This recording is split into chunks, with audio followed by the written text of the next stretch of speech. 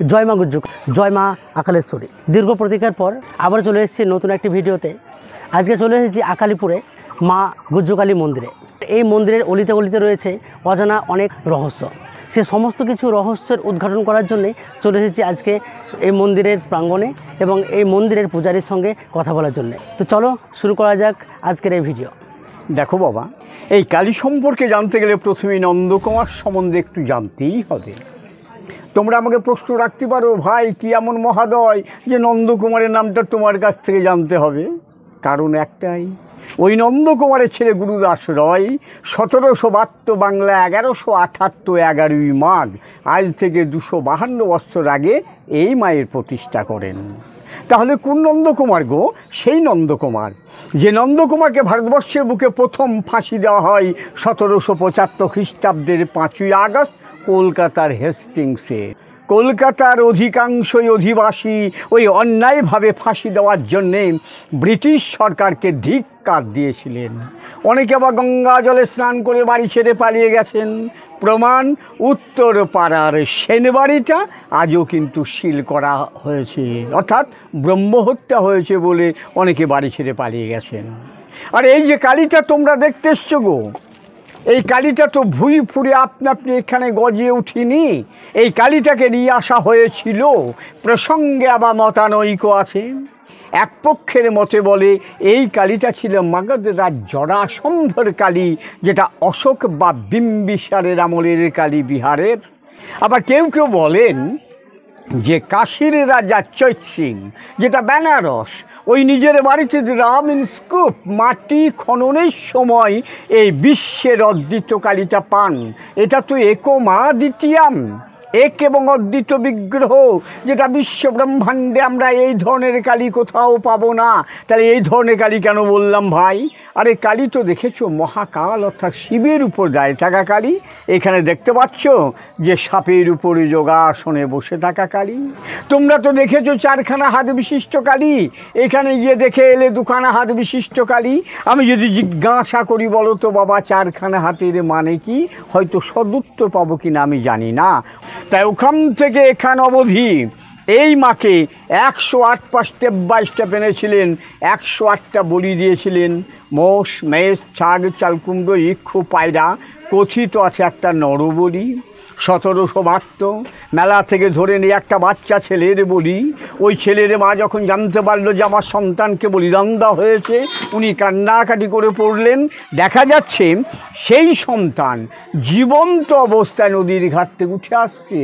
এগুলো প্রবাদ বাক্য, তর্কে যাব না। চর্মচক্ষু দিয়ে আমি তো দেখিনি, বাপকর্তা বাবার কাছ থেকে শোনা কথা। মানে কি নৈশনীলা করতেন, রাত্রে ঘুরে বেড়াতেন, চোর কাটাটা কাপড়ে লেগে থাকতো। এটাও আমার কর্তা বাবার কাছ থেকে শোনা কথা, এটাও আমি প্রমাণ দিতে পারবো না।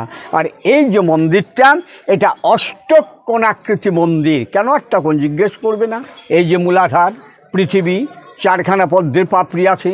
বাস করছেন ব্রহ্মা, বিষ্ণু, সরস্বতী, হেরম্ব। হেরম্বকে রাক্ষসী নাগ গণেশ সাধিষ্ঠান জলাধার। 6খানা পদ্মের পাপড়ি আছে। বাস করছেন স্বয়ংভূলিঙ্গম। আর এই যে মণিপুর, এটা অষ্টদল পদ্ম আছে। সে অষ্টদল পদ্মের উপর মা যোগাসনে বসে আছেন।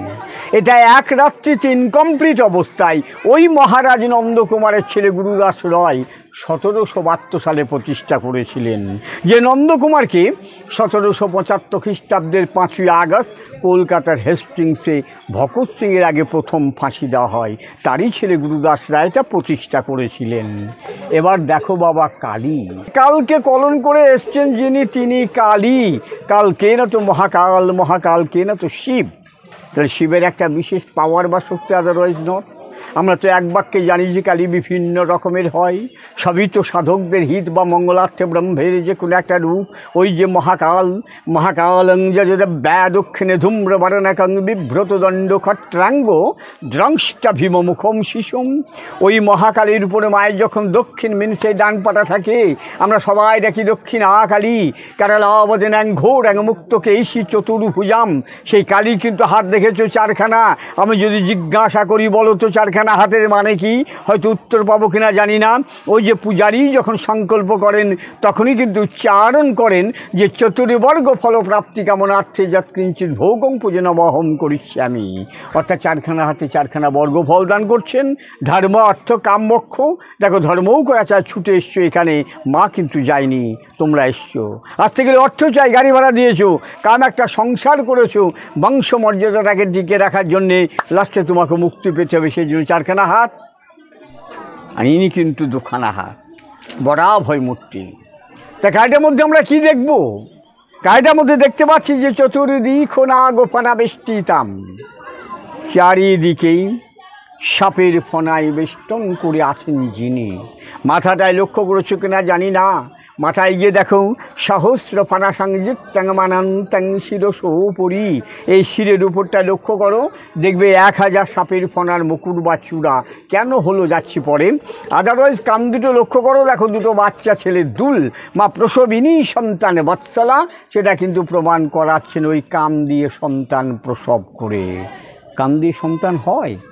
কর্ণের জন্ম হয়েছিল কুন্তির কান দিয়ে কানিপুত্র, মধুকৈটবে জন্ম হয়েছিল বিষ্ণুর কর্ণের ময়লা দিয়ে, জাহ্নবীর উরু বা জাং দিয়ে, গণেশের দুর্গাদেহের ময়লা দিয়ে, কুশের কুশঘাস দিয়ে, ব্রহ্মার বিষ্ণুর নাভিকুণ্ড দিয়ে, অন্ধাসুরের জন্ম হয়েছিল শিব ও দুর্গার ঘাম দিয়ে, জলন্ধরের জন্ম হয়েছিল শিবের ক্রোধ থেকে, নন্দীভৃঙ্গের জন্ম শিবের জটা থেকে। কিভাবে হলো? ওটা যদি হয়ে থাকে কান দিয়ে সন্তান হওয়াটা বাস্তব। আমরা আর কি দেখব?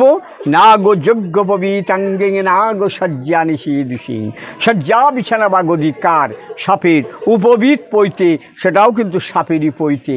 অনন্ত নাগ এবং তক্ষকরাজ, সাপেদের যে রাজা, মায়েরা যে তার শাঁখা বা চুরি পরেন, দুহাতে সাপের বলয়, একাউন্টা বীজ হচ্ছে মণ্ডমালা বনমালা মহোদুরিম, অর্থাৎ বনের মালা মায়ের খুব প্রিয়। তাই আস্তে আস্তে ঊর্ধ্বমুখী হয়ে ওই মাথায় গিয়ে মিলিয়ে গেছেন বলেই কিন্তু 1000 সাপের ফনা ধরেছেন গো। ধরেই বলছেন সোহম, যেটা জন্মের পর থেকে আমরা সকলে ঈশ্বর সাধনা করি, সো হাং হাং সা লাভ ডাপ, এটা এক রাত্রিতে ইনকমপ্লিট অবস্থায় মহারাজ নন্দকুমারের ছেলে গুরুদাস রয় 1772 সালে প্রতিষ্ঠা করেছিলেন। এই হচ্ছে মায়ের সংক্ষিপ্ত ইতিহাস। আমার নাম সুব্রত ভট্টাচার্য। যদি অন্নপ্রসাদ পেতে চাও এই নাম্বারে যোগাযোগ করবে। নাম্বারটা আমি দিয়ে রাখছি 9772269132। নমস্কার। তো এই ছিল আজকে আমাদের ভিডিও, আজকে ঠাকুরমশাইয়ের সঙ্গে সাক্ষাৎকার, আজকের নানা রকমের রহস্যের উদ্ঘাটন। তো ভিডিওটা কেমন লাগলো অবশ্যই কমেন্ট করে জানাও, এবং লাইক কমেন্ট অবশ্যই করো, আর অবশ্যই চ্যানেলটাকে ফলো করে রাখো। তো দেখা হচ্ছে পরে একটি এপিসোডে নতুন একটি ভিডিওতে। ততক্ষণ সবাই সুস্থ থেকো, ভালো থেকো, আপনাদের খেয়াল রেখো। জয় মা গুজ্জুকালী।